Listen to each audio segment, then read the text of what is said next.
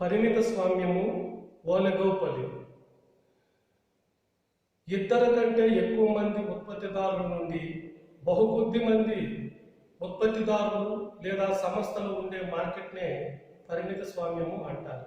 పరిమిత స్వామ్యంలో ఇద్దరు కంటే ఎక్కువ ఉత్పత్తిదారులు ఉంటారు. పరిమిత స్వామ్యములో ఏకస్వామ్యము మరియు ఏకస్వామ్య పోటీ లక్షణాలను కలిగి ఉంటుంది. పరిమిత స్వామ్యములో ఉండే ఉత్పత్తి సంస్థలు వస్తువులన్నీ సజాతీయమైన వస్తువులను ఉత్పత్తి చేసినట్లయితే దాన్ని శుద్ధ పరిమిత స్వామ్యము అని అంటారు. సజాతీయ వస్తువులు కాకుండా విజాతీయ వస్తువులను ఉత్పత్తి చేసే బహుకొద్ది సంస్థలు ఉన్నట్లయితే దాన్ని అసంపూర్ణ పరిమిత స్వామ్యము అని అంటారు. పరిమిత స్వామ్యము గురించి మనము ఈ క్రింది లక్షణాలను ఆధారంగా చేసుకుని తెలుసుకోవచ్చు. ఇద్దరు కంటే ఎక్కువ నుండి బహుకొద్ది సంఖ్యలో ఉత్పత్తి సంస్థలు ఉన్న యెడల దానిని పరిమిత స్వామ్యము అని అంటారు. పరిమిత స్వామ్యములో ఇద్దరు కంటే ఎక్కువ మంది ఉత్పత్తిదారులు ఉంటారు. బహుకొద్ది మంది ఉత్పత్తిదారులు ఉండే మార్కెట్నే పరిమిత స్వామ్యము అంటారు. పరిమిత స్వామ్యము లక్షణాలు: ఏకస్వామ్య అధికారం. పరిమిత స్వామ్యములో ఏకస్వామ్య అధికారము ఉంటుంది. పరిమిత స్వామ్యములో ఏకస్వామ్య అధికారం ఉంటుంది. అంటే ఏకస్వామ్య అధికారం అనగా ధర నిర్ణయంలోను అదేవిధంగా ఉత్పత్తి నిర్ణయంలోను ఇక్కడ ఉత్పత్తి సంస్థలకు పూర్తి అధికారం అనేది ఉంటుంది. 2. బహుకొద్ది సంస్థలు. పరిమిత స్వామ్యములో ఇద్దరు కంటే ఎక్కువ బహుకొద్ది సంస్థలు ఉంటాయి. వాటి మధ్య పోటీ ఎక్కువగా ఉంటుంది. సంస్థలు పరస్పరము ఆధారపడి ఉంటాయి. 3. విపరీతమైన ప్రకటిత వ్యయాలు. పరిమిత స్వామ్యములో ఉత్పత్తి సంస్థలు బహుకొద్దిగా ఉంటాయి కాబట్టి ఈ సంస్థలు ప్రకటన వ్యయాల ద్వారా ఇతర వస్తువులను ఉపయోగించే వారిని ఆకర్షించడానికి, ప్రస్తుతము ఉపయోగిస్తున్న వినియోగదారుల్ని తమ వస్తువులను వినియోగించేటట్లు చేయటానికి ఇక్కడ విపరీతమైన ప్రకటనలు చేయటం అనేది జరుగుతుంది. సంస్థలు పరస్పరం ఆధారపడి ఉంటాయి. బహుకొద్ది సంస్థలు ఉంటాయి కాబట్టి సంస్థలు పరస్పరము ఆధారపడి ఉంటాయి. ఒక సంస్థ తీసుకునే చర్యలను మరొక సంస్థ ప్రతీకార చర్యలను తీసుకుంటుంది. వీటిని ఊహించి ఉత్పత్తిని నిర్వహించడం అనేది జరుగుతుంది.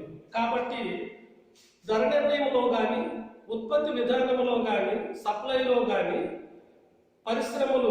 పరిశ్రమలోని సంస్థలు ఒకదాని మీద మరొకటి పరస్పరము ఆధారపడి ఉంటాయి. సమరూపత లోపం. సంస్థలలో సమరూపత లోపం అనేది ఉంటుంది. సమరూపత లోపం అంటే ఇక్కడ పరిమాణంలోనూ సంస్థల్లో తేడా ఉంటుంది. పరిమాణంలో చిన్న సంస్థలు ఉండవచ్చు, పెద్ద సంస్థలు ఉండవచ్చు. పెద్ద సంస్థలు ధర నిర్ణయంలో నాయకత్వం వహిస్తాయి. ఈ రకంగా సంస్థలు సమరూపత లోపం అనేది ఉంటుంది. సంస్థల ప్రవేశానికి అవరోధాలు. సంస్థలు ప్రవేశించడానికి, నిష్క్రమించడానికి ఎటువంటి అవరోధాలు ఉండవు. దీర్ఘకాలంలో కొన్ని రకాలైన అవరోధాలు ఉండవచ్చు. 7. ధర దారుఢ్యం. ధరల దారుఢ్యము లేదా ధరల స్థిరత్వము. ఒక సంస్థ ధర పెంచితే మిగతా సంస్థలు ధర పెంచవు. ఒక సంస్థ ధర తగ్గిస్తే మిగతా సంస్థలు ధర తగ్గిస్తాయి. అందువలన సంస్థలు ధర పెంచిన లేదా ధర తగ్గించిన నష్టాలు సంభవిస్తాయి. కాబట్టి ఇక్కడ ఉండే సంస్థలు అనేవి ధర పెంచటం కానీ తగ్గించటం కానీ జరగదు. దీనినే ధరల దారుఢ్యము, ధరల దృఢత్వము, ప్రైస్ రిజిడిటీ అని అంటారు. 8 డిమాండ్ రేఖలో అనిశ్చితత్వం. డిమాండ్ రేఖలో అనిశ్చితత్వం అనేది ఉంటుంది. దీనిని కింకీ డిమాండ్ రేఖ ద్వారా కనుగొనడం అనేది జరుగుతుంది. డిమాండ్లో అనిశ్చితత్వము అంటే డిమాండ్ వ్యాకోసత్వంలో తేడాల వలన డిమాండ్లో అనిశ్చితత్వం అనేది ఏర్పడుతుంది. ఒక సంస్థ ధరలో మార్పు వల్ల ఆ సంస్థ యొక్క పరిమాణంలో మార్పు సంభవిస్తుంది. ఈ మార్పు అనేది ధర మార్చిన సంస్థ ఈ పరిమాణం మార్చిన సంస్థకు ఉండే వ్యాకోసత్వాన్ని నిర్ధారించడానికి ఊహించడానికి వీలు పడిన స్థితిలో ఉంటుంది. ఇక్కడ డిమాండ్ వ్యాకోసత్వము ఎక్కువ తక్కువ ఉండి ఈ డిమాండ్ని ఊహించడానికి వీలు లేని విధంగా ఉంటుంది. ఈ రకమైన పరిస్థితినే డిమాండ్ రేఖలో అనిశ్చితత్వము అంటారు. పరపతి పరిమిత స్వామ్యములో ధర నిర్ణయం. పరిమిత స్వామ్యములో ధరను 3 రకాలుగా నిర్ణయిస్తారు. ఒకటి, ఏ సంస్థకు ఆ సంస్థ స్వతంత్రంగా ధర నిర్ణయించడం, ఇండిపెండెంట్ ప్రైసింగ్. ఏ సంస్థకు ఆ సంస్థ స్వతంత్రంగా ధర నిర్ణయం. 2, కలిసికట్టుగా ధర నిర్ణయం, ప్రైస్ అండర్ కొల్యూజన్. 3, ధర నిర్ణయములో నాయకత్వం, ప్రైస్ లీడర్షిప్. ఈ 3 పద్ధతుల్లో పరిమిత స్వామ్యంలో ధర నిర్ణయం అనేది జరుగుతుంది. ఏ సంస్థకు ఆ సంస్థ స్వతంత్రంగా ధర నిర్ణయించడం. పరిమిత స్వామ్యములో కొద్ది సంస్థలు ఉంటాయి. ఇవి పరస్పరంగా ఒకదాని మీద ఒకటి ఆధారపడి ఉంటాయి. ఈ సంస్థల్లో పోటీ ఎక్కువగా ఉంటుంది. కాబట్టి పరిమిత స్వామ్యంలో సంస్థలు ఉత్పత్తి చేసే వస్తువులను బట్టి ధర నిర్ణయం జరుగుతుంది. వస్తువులన్నీ సజాతీయ వస్తువులు అయినప్పుడు ఈ ధర నిర్ణయంలో ఒక రకమైన ఇబ్బంది అనేది ఏర్పడుతుంది. అన్ని సంస్థలు ఒకే రకమైన వస్తువులను ఉత్పత్తి చేసేటప్పుడు వాటి మధ్య ధర పెంచడం కానీ తగ్గించడం కానీ వంటి చర్యలు తీసుకోకుండా సంస్థలన్నీ కలిసికట్టుగా ధర నిర్ణయం అనేది చేయటం జరుగుతుంది. విజాతీయ వస్తువులు అయినప్పుడు అంటే పరిమిత స్వామ్యంలో కొద్ది సంస్థలు ఉత్పత్తి చేసే వస్తువులు విజాతీయ వస్తువులు అయినప్పుడు ఏ సంస్థకు ఆ సంస్థ ఏకస్వామ్యం మాదిరిగానే గరిష్ట లాభాలను పొందుతూ ధర నిర్ణయం చేయవచ్చు. అంటే విజాతీయ వస్తువులు అయినప్పుడు ఏ సంస్థకు ఆ సంస్థ ధరను నిర్ణయించుకోవడానికి అవకాశం ఉంటుంది.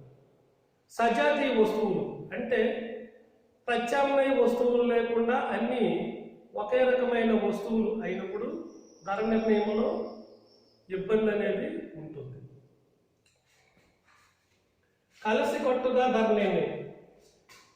పరిమిత స్వామ్యములో ధర నిర్ణయించేటప్పుడు కలిసికట్టుగా ధర నిర్ణయం అంటే పరిమిత స్వామ్యములో ఉండే కొద్ది సంస్థలు కార్టెల్గా ఏర్పడతాయి.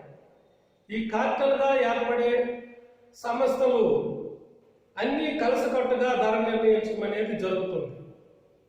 ఈ ధర నిర్ణయంలో ఈ మార్కెట్లో ఉండే సంస్థలన్నీ ధర నిర్ణయించేటప్పుడు మార్కెట్ను కూడా ఉప మార్కెట్లుగా విభజించి పంచుకోవడం అనేది జరుగుతుంది. ఈ కలిసికట్టు ధర నిర్ణయంలో ధర నిర్ణయించడంలోనూ మార్కెట్లో వస్తువులను విక్రయించడంలోనూ వీరు ఒక ఒప్పందం ప్రకారము నిర్ణయించడం అనేది జరుగుతుంది. అదేవిధంగా ధర కూడా ఈ సంస్థలు ధర అన్ని సంస్థలకు ఒకే ధర ఉండేటట్లుగా నిర్ణయించడం జరుగుతుంది. మార్కెట్లను కూడా విభజించి ఆయా మార్కెట్లలో ఆ సంస్థలు వస్తు పరిమాణాన్ని విక్రయించడం అనేది జరుగుతుంది. దీనినే కలిసికట్టు ధర నిర్ణయం అంటారు. ధర నిర్ణయంలో నాయకత్వం. పరిమిత స్వామ్యంలో ధర నిర్ణయించడంలో నాయకత్వం అనేది ప్రధాన పాత్ర పోషిస్తుంది. పరిమిత స్వామ్యంలో ఉండే సంస్థల్లో పెద్ద సంస్థలు ధర నిర్ణయానికి నాయకత్వం వహిస్తాయి.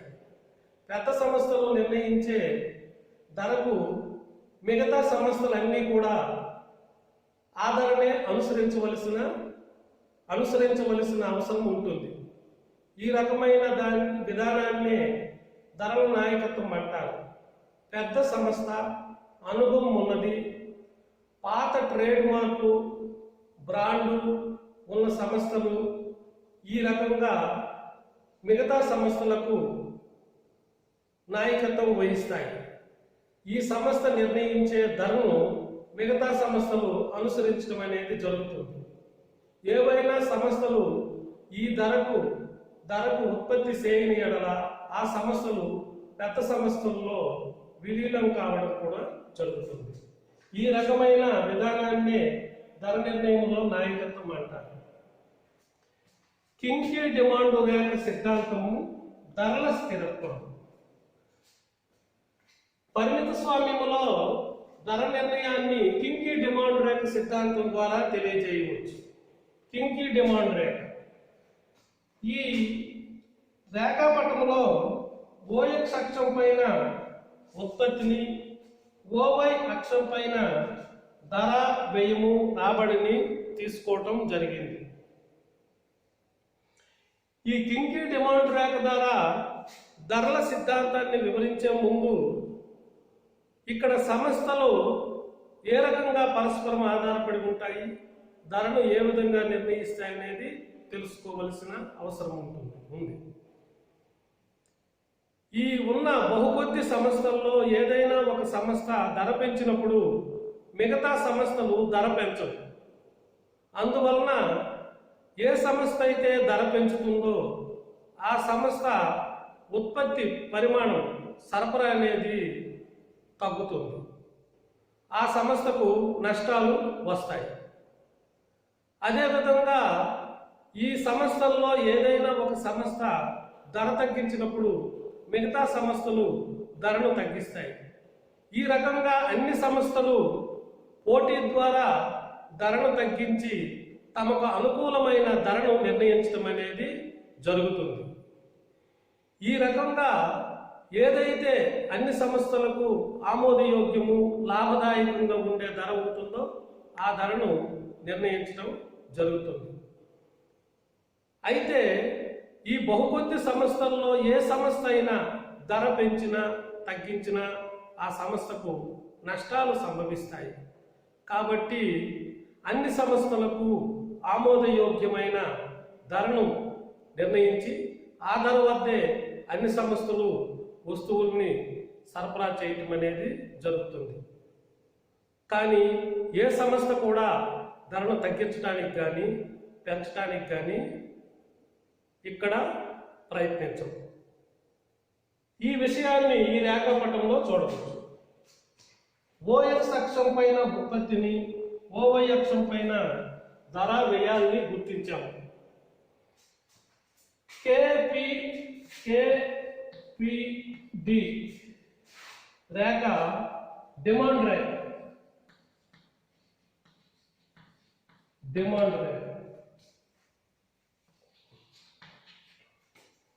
అదేవిధంగా దీన్ని ఎంఆర్ రేఖ అని కూడా అంటారు. దీన్ని ఏఆర్ రేఖ అని కూడా అంటారు.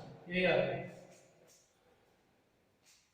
దీన్ని కేఏ అనేది ఎంఆర్ రేఖ. ఎంసి ఉపాంత వ్యయ రేఖ 1, ఉపాంత వ్యయ రేఖ 2. ఇక్కడ కేపిడిని మనం పరిశీలించినట్లయితే, డిమాండ్ రేఖను పరిశీలించినట్లయితే కే నుండి పి వరకు ఎక్కువ వ్యాకోశత్వం కల డిమాండ్ రేఖ, ఎక్కువ వ్యాకోశత్వము ఉంది. కే నుండి పి వరకు డిమాండ్ వ్యాకోశత్వం ఎక్కువ, పి నుండి డి వరకు డిమాండ్ వ్యాకోశత్వము తక్కువ. ఇక్కడ ఎంసి రేఖ ఏ బిందువు వద్ద ఖండించినప్పుడు సమతౌల్య ధర అనేది క్యూపి లేదా ఓ P0 నిర్ణయించడం జరిగింది.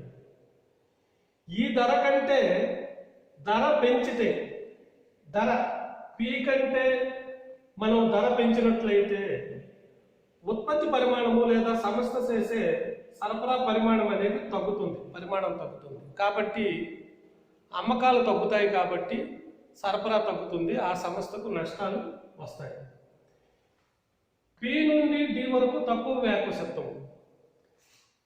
ధరను ఏదైనా ఒక సంస్థ ధరను తగ్గిస్తే మిగతా సంస్థలు కూడా ధర తగ్గిస్తాయి. దీనివల్ల సరఫరా అనేది లేదా ఉత్పత్తి అనేది చాలా తక్కువగా ఉంటుంది. కాబట్టి సంస్థలకు